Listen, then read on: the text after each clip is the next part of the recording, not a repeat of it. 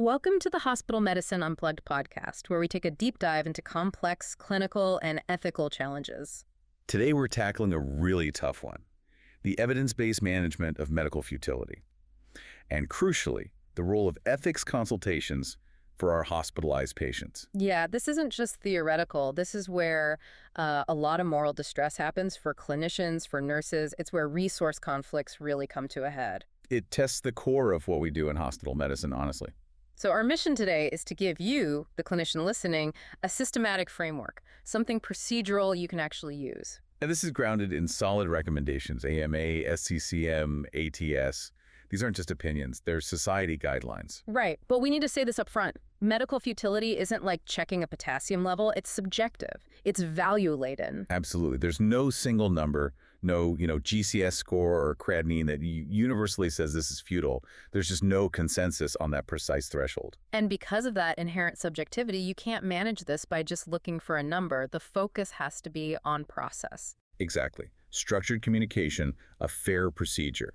That's the goal when these incredibly difficult decisions about withholding or withdrawing care come up, especially when a family still wants everything done. Okay, so let's start with the basics. What do we actually mean by futility in the hospital setting? Well, at its core, futility describes a clinical situation where the treatments we're proposing are just highly unlikely to achieve the intended physiological benefit. Or, maybe more critically, they won't improve the patient's overall condition in a meaningful way. Right. So that further treatment really only prolongs the dying process, or it fails to offer what anyone would consider a meaningful quality of life. And this is where the conflict starts, right? The moment it moves from a concept to the bedside. Precisely. The clinician sees the prognosis, the lack of benefit, and calls it futile. But the patient or the surrogate, they might be driven by hope, maybe cultural beliefs, certainly fear, and they request continued, often maximal care. And that tension, that's what causes so much moral distress for the whole team, nurses, physicians, everyone. And frankly, it drives inappropriate resource use too. So to navigate this, we really need to understand the two main types of futility. They're distinct. Yes. First, there's what we call physiological or quantitative futility. This one's a bit more straightforward, a bit more evidence-based. Okay. This involves interventions that, based on pretty solid data or extensive clinical experience, have just repeatedly failed to get the desired physiological effect. So we're talking about treatments with basically zero chance of producing the biological response we want, like a therapy that failed in the last 100 similar cases. Exactly. Or think about a patient in refractory shock. MAP goal of, say, 50, despite being on maximum doses of multiple vasopressors. The body just physiologically cannot respond at that point. But here's a really important point, a major caveat from SCCM, right? Yes, absolutely critical. SCCM strongly advises against relying only on rigid quantitative definitions or those severity of illness scores. Why is that? They seem objective. Because they have to supplement clinical judgment. They can't replace it. Prognostic uncertainty is always there. Underlying functional reserve is incredibly hard to quantify accurately. And sometimes patients have unexpected responses. So treating someone purely as a statistic based on a score, without looking at their unique situation, their trajectory, that undermines our clinical judgment, and it certainly erodes trust. Precisely. And that caution is so important because most of the conflicts we actually face at the bedside, they don't stem from pure physiological failure. They come from the second category. Exactly. Qualitative futility. This is where the values clash. This is the hard part. Explain that a bit more. Okay, so here, the intervention works physiologically. It keeps the heart beating. Maybe it corrects the electrolytes. The ventilator manages gas exchange effectively. But the outcome resulting from that physiological success is one that isn't meaningful or acceptable to the patient, based on their known values or prior statements. The classic example being a devastating brain injury. Right. Massive intracranial hemorrhage. You stabilize them, maybe get the ICP down. Physiologically, you succeeded. But the patient is left in a persistent vegetative state, or permanently unconscious, or maybe locked-in syndrome. Exactly. Physiologically stable, perhaps, but qualitatively devastating. And that's where the deep disagreement often lies between the medical team and the family, requesting continued aggressive care. Okay, so navigating that gap, that chasm between just keeping organs working and achieving a meaningful outcome, we need guideposts, ethical principles. Yes. Everything hinges on the 4 foundational ethical principles. They have to guide every decision we make in these futility situations. Let's start with autonomy. Autonomy. Respecting the patient's right to accept or refuse interventions. Critically, as the ATS emphasizes, if the patient lacks capacity, the surrogate decision-maker must act based on the patient's known values and preferences. Which makes advanced care planning and those earlier goals of care talks absolutely essential, not just optional. They are fundamental. You need to elicit and document those values before the crisis hits. But what happens when the patient's stated wishes, or the surrogate's interpretation, conflict with what the medical team sees as beneficial? That's where beneficence comes in. The clinician's obligation to act in the patient's best interest, to promote their well-being. And SCCM is pretty clear here. Very clear. Treatment must offer meaningful benefit. If there's no reasonable expectation of improvement that actually aligns with what mattered to the patient, then continuing those interventions becomes ethically inappropriate. Then there's non-maleficence, do no harm. Right. And this often translates to avoiding unnecessary suffering, avoiding prolonging the dying process when there's no real benefit to be gained. The AHA talks about this with end-of-life cardiac care, right? And neuropalliative care literature, too. Yes, both emphasize judicious discontinuation of things, devices, aggressive therapies like pressors that just increase suffering at the very end of life when recovery is impossible. Okay. And the fourth principle? Justice. This requires us to think about the equitable allocation of resources. That's a tough one in these situations. It is. But every hour, every bed, every ventilator used for non-beneficial maximal life support in an ICU means those resources aren't available for another patient who could genuinely benefit. So futility decisions have to consider that broader institutional resource stewardship. Yeah. It demands fair deliberation, often through ethics committees, to ensure fairness. Absolutely. It's a system-level consideration, too. Okay, let's shift gears slightly.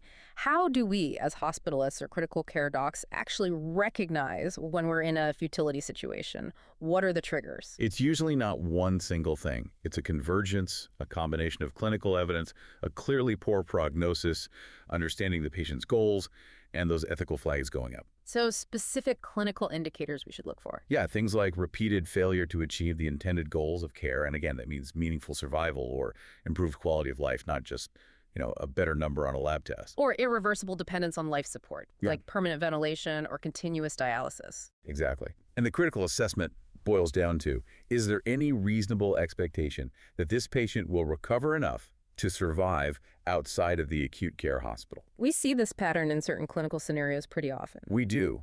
The first, and maybe the most clear-cut sometimes, is irreversible neurologic injury. And we need to be specific here. We're not talking about a potentially reversible metabolic encephalopathy. No, definitely not. We're talking confirmed catastrophic damage, a massive stroke, a severe TBI leading to a persistent vegetative state, permanent coma, profound cognitive loss confirmed by imaging and neuro exams over time. And making that irreversible call takes time, right? And specific data. Absolutely. It usually requires serial exams, specific EEG findings, maybe advanced imaging, and crucially, a period of observation to rule out any possibility of late unexpected recovery. It's complex and needs specialist input. What's another common scenario? End-stage system failure. Patients with refractory failure of multiple major organs, heart, lungs, liver, kidneys, who are clearly not candidates for transplants or any other definitive fix. These are often patients who've had multiple ICU admissions already. Right. Maximal medical therapy has been tried, and it's just not working anymore. Diminishing returns. You see this a lot in older adults with advanced frailty and many comorbidities, too. The AHA mentions this specifically. Yes. Aggressive interventions like putting in mechanical circulatory support VADs, ECMO, in someone with prohibitive surgical risk or, say, grade 4 or 5 frailty, where their baseline function is already extremely poor. Yeah. These are often clearly non-beneficial. We have to be able to say, at some point, the intervention isn't changing the outcome, it's just adding suffering. Exactly. Then there's advanced illness, like widespread metastatic cancer coupled with multi-organ failure. Here, the underlying disease trajectory is just overwhelming everything else. Right.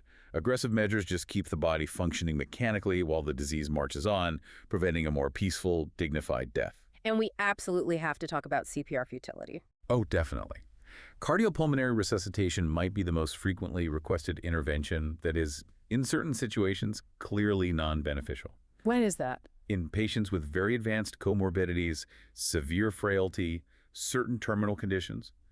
Situations where the documented chance of survival to discharge with meaningful neurologic recovery is vanishingly small, maybe less than 1%. In those cases, CPR isn't rescue, It's inflicting harm rib fractures, internal bleeding, loss of dignity without any realistic prospect of benefit.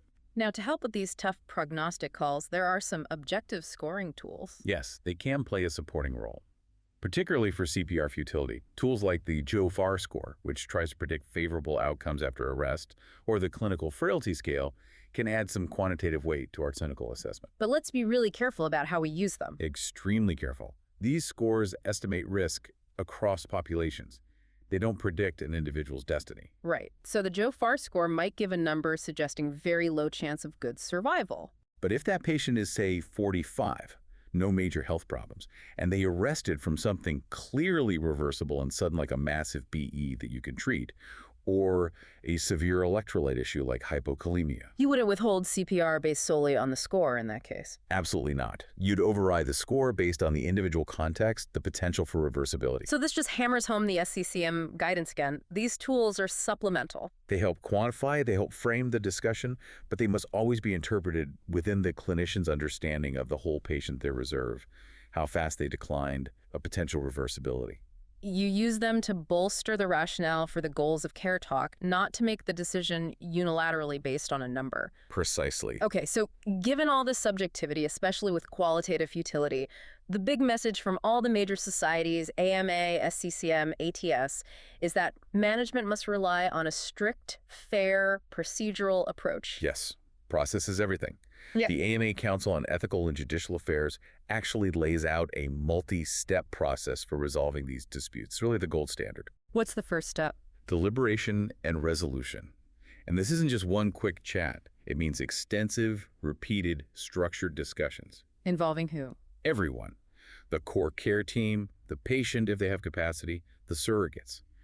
The focus is on eliciting values, making sure information is transparent, and really trying hard to reach consensus. So you have to clearly lay out the facts, the prognosis, the limited potential for benefit, but do it empathetically. Yes, if that core deliberation doesn't work, if you can't reach agreement, step 2 is securing alternatives. What does that involve?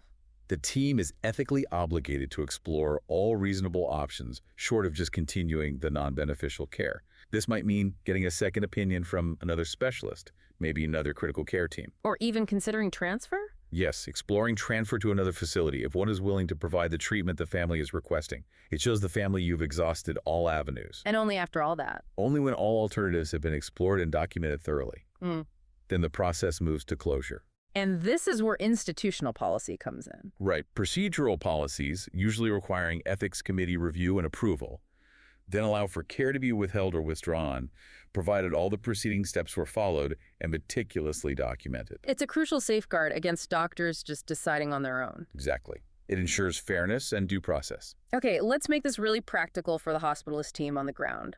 What are the concrete steps when navigating this? Step 1. Early identification and multidisciplinary assessment.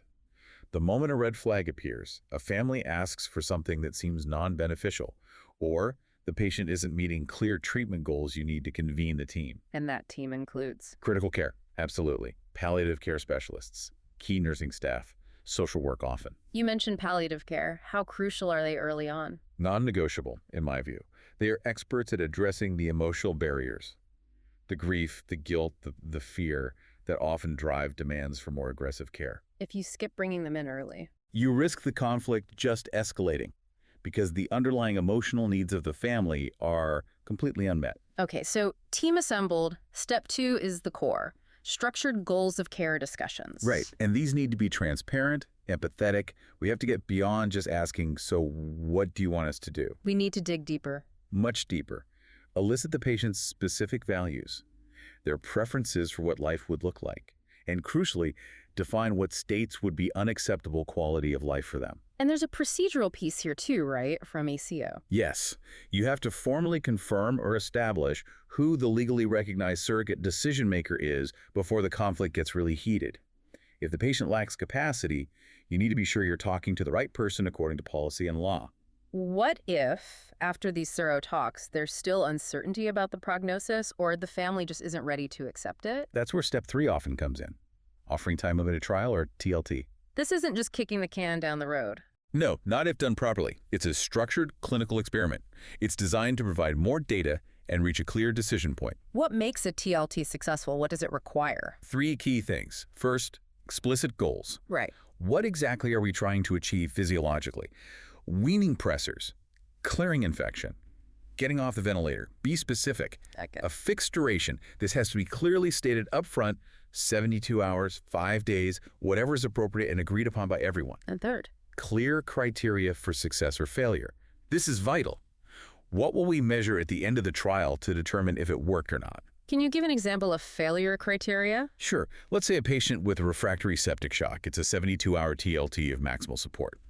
The explicit goal might be weaning norepinephrine. Okay. A failure criteria might be, if after 72 hours the patient is still on maximal pressors, still requires CRT, and their lactate hasn't dropped by 50%, then we agree the trial has failed, and our plan is to transition to comfort care. And that agreement happens before the trial starts. Absolutely.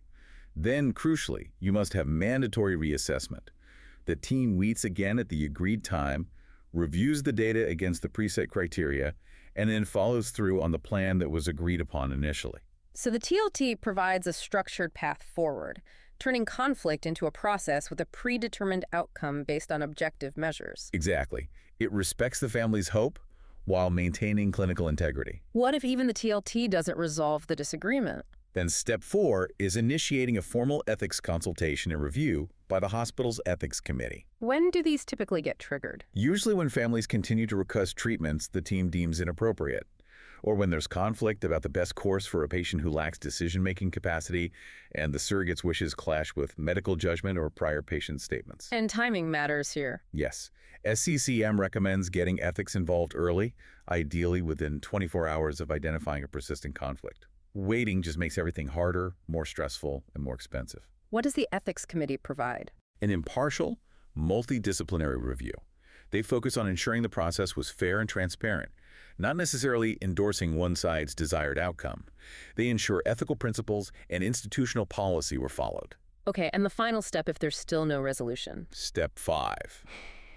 Explore transfer and potential legal closure.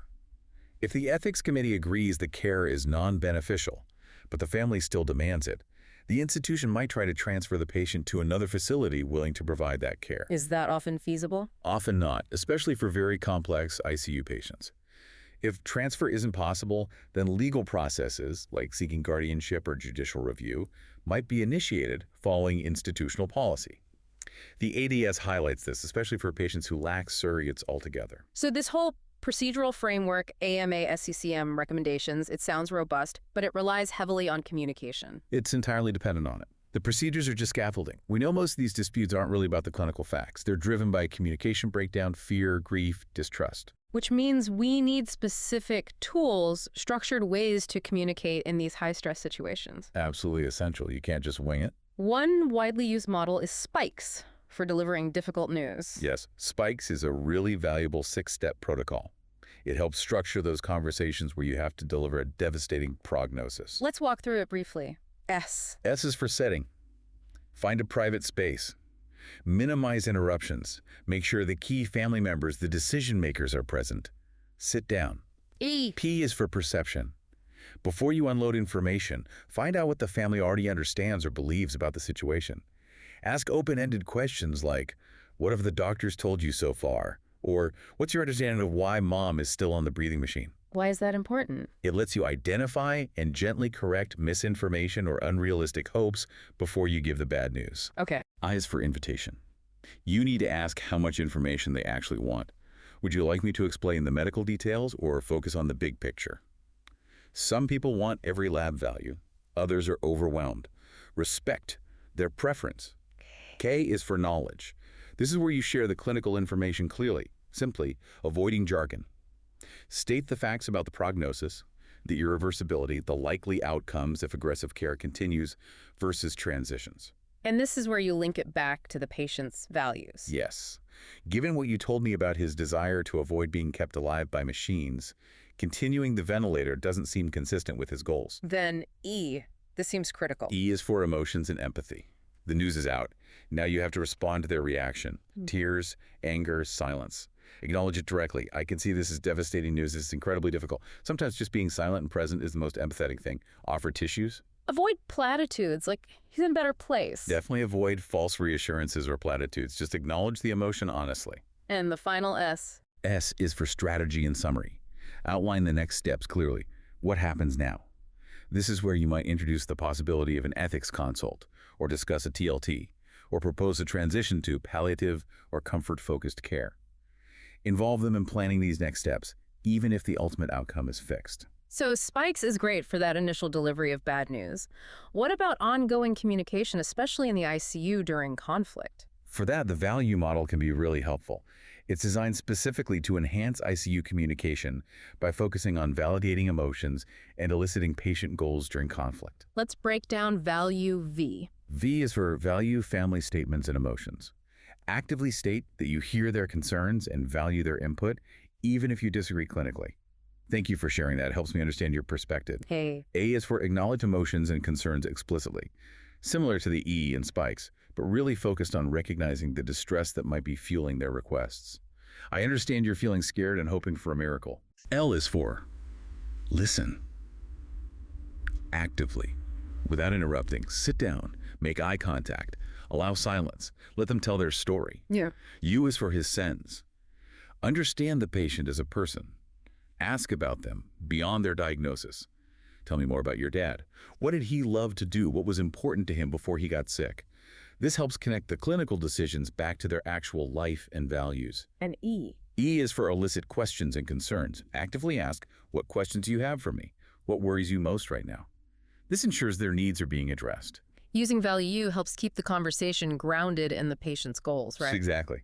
If you understand the patient valued independence above all else, it becomes easier to frame continued aggressive care, leading only to total dependence as being inconsistent with their values. Beyond these communication models, documentation is obviously key. Not just good practice, but essential. Absolutely essential. For ethical accountability, for legal protection, for ensuring continuity of care when teams change. Vague notes just don't cut it when you might be withdrawing life support against a family's wishes. What needs to be in that note first? Clear clinical rationale. You have to explicitly state the patient's diagnosis, prognosis, relevant comorbidities, and cite the objective data supporting the futility determination. Mention the validated scores used, the specialist consults confirming irreversibility, the duration of failed therapies. Second, the goals of care discussions themselves. Meticulously documented. Record the date, time, who was present, names and roles for every significant conversation. Summarize the content accurately, what was discussed about prognosis, risks, benefits, alternatives, and especially the patient's elicited values and preferences. Third, multidisciplinary involvement. Yes, you need to explicitly note the participation of palliative care, ethics, nursing leadership, social work, spiritual care. If the ethics committee reviewed the case, you must summarize their specific recommendations in the chart. Fourth, tying back to the AMA process. Procedural adherence. Document every step taken to resolve the conflict.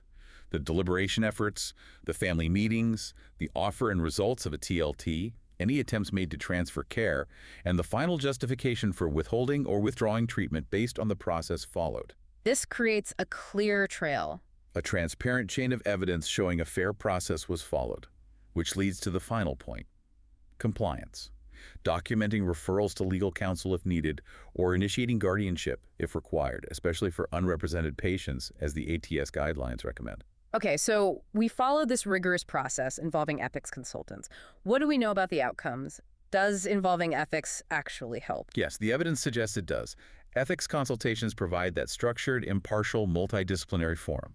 It takes the decision away from just the bedside team and the distressed family. And the data shows. Studies consistently link mandatory or structured ethics consultation with beneficial outcomes. Things like reduced ICU length of stay, reduced overall hospital stay, and importantly, a decrease in the use of non-beneficial life-sustaining treatments near the end of life. They help forge consensus. And how do people feel about the process? Clinicians? Families? Generally, it's well received. Most clinicians find it incredibly helpful. It provides support and ensures a fair process. A majority of surrogates also report finding it helpful, primarily because it guarantees an objective review. Though maybe less so if the recommendation goes against their wishes. Understandably, family satisfaction might be lower when the ethics committee's recommendation conflicts with your deeply held preferences. But the goal is a fair process, not necessarily satisfying everyone's initial request. It's interesting to look at how different systems handle this. You mentioned the US versus Canada earlier. Yes, it's quite a contrast and highlights different approaches to transparency and accountability. So in the United States, We rely heavily on internal hospital policies and ethics committee review. Some states, like Texas and California, have specific laws outlining a procedure for withdrawing non-beneficial treatment after internal review. but the legal side is fragmented. Very fragmented. And crucially, there's a real lack of publicly available written legal rulings that set precedent.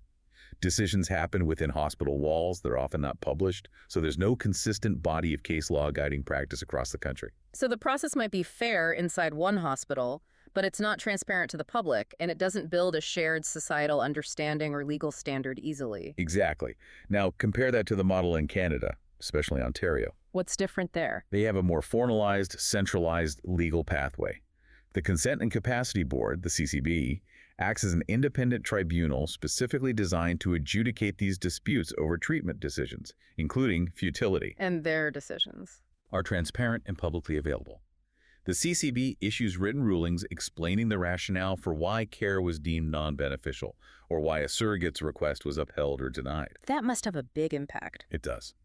This public record helps shape medical policy. It gives clearer guidance to clinicians, and it fosters a much more informed public and societal debate about the limits of life-sustaining treatment. It offers a level of clarity and accountability the U.S. system often lacks. Okay, as we wrap up, let's think about pitfalls. What are the common mistakes clinicians make when navigating this incredibly difficult territory? There are definitely recurring errors we need to guard against, often stemming from pressure, exhaustion, or overlooking the process. Number one. Inadequate communication. And I don't just mean not using spikes or value correctly. I mean failing to address the underlying emotion, the grief, the guilt, maybe distrust of the system. If you don't get to that emotional core, the conflict over treatment will likely persist because it's the only way the family can express their distress. A really serious breach would be Unilateral decision-making. A clinician feeling pressured and just deciding this is futile and maybe even starting to withdraw treatment without that full, inclusive, multidisciplinary deliberation with the surrogates and without formal ethics committee backing if required by policy. The whole procedural framework exists to prevent exactly that. We also talked about the danger of relying too much on numbers. Yes, over-reliance on quantitative thresholds. Remember the SECM warning. Applying a rigid score cutoff, go far score over X, means no CPR, without considering the individual context, the potential for reversal, the patient's unique story that undermines good clinical practice and ethical care. There's also a justice issue, a potential pitfall regarding disparities. Absolutely. Ignoring disparities. We know that sociodemographic factors can influence end-of-life decisions. If institutions don't actively collect data to monitor how their futility policies are being applied across different racial, ethnic, or socioeconomic groups, they risk perpetuating inequities without even realizing it.